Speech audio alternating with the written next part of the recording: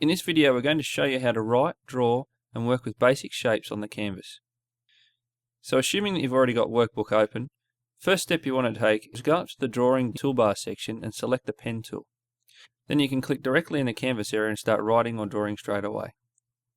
Now if you go back up to the toolbar and click on the pointer tool, you can select the words that you've just written on the board. You can move them around.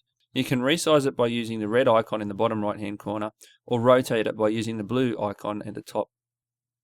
You'll also notice that there's a drop down arrow on the side here.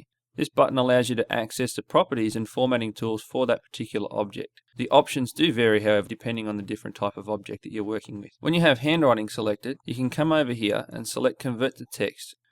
Once converted, this text can be moved and edited, same as it would if it was normal text on the page, bearing in mind that you can only convert one word at a time using this method. Next we can go back up to the toolbar, grab a hold of the pen tool again and come back down and draw on the canvas. This line I've just drawn is not very straight, so I can go and select the straight line in the drawing toolbar and draw a line between 2 points. If you want, you can go back and select the eraser and remove the line which you've just drawn that wasn't very straight. If you want to draw a shape, there are a range of basic shapes up here, including circles, squares and triangles.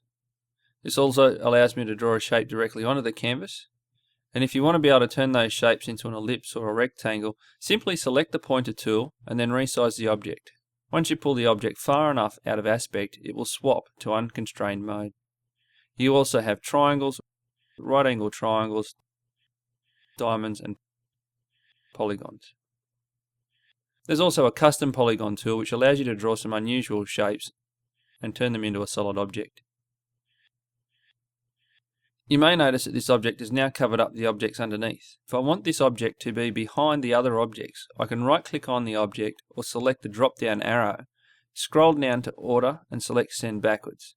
You'll notice that this will drop it down one layer, but if I want this to go right to the back, I can go back into the properties and select Send Object to Back. Now that that large object is behind everything else, I can now function with the other objects on the page.